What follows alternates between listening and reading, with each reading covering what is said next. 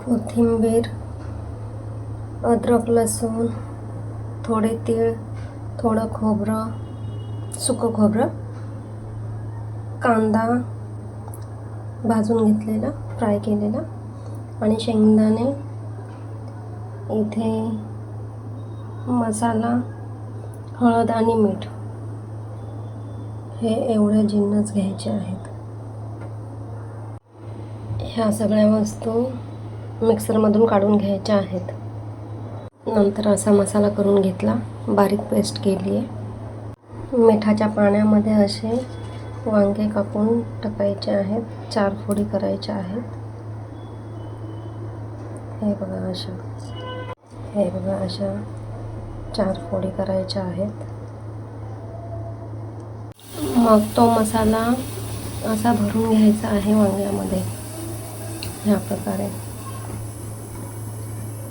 असा भरून घ्यायचा आहे. तेल गरम झालं की एक एक ते वांगी याच्यामध्ये सोडायची अशी.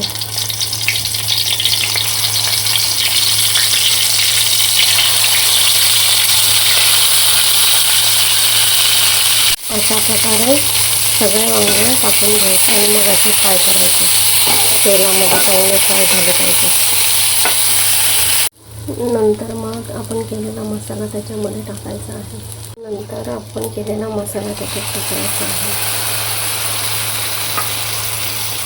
आणि परत छान असं परतायचं आहे.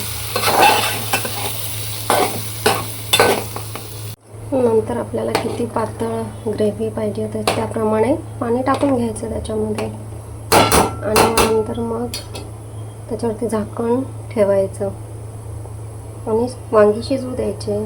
10 मिनिटानंतर तुम्ही बघू शकता किती छान अशी ग्रेव्ही झाली आहे. वांगे पण आपले चांगले शिजले आहेत. चपाती, भाकरी किंवा भातासोबत तुम्ही हे खाऊ शकता. जर रेसिपी तुम्हाला आवडली असेल तर लाईक, शेअर, सबस्क्राईब करा, कमेंट करा. धन्यवाद. या जेवायला. जेवण रेडी आहे.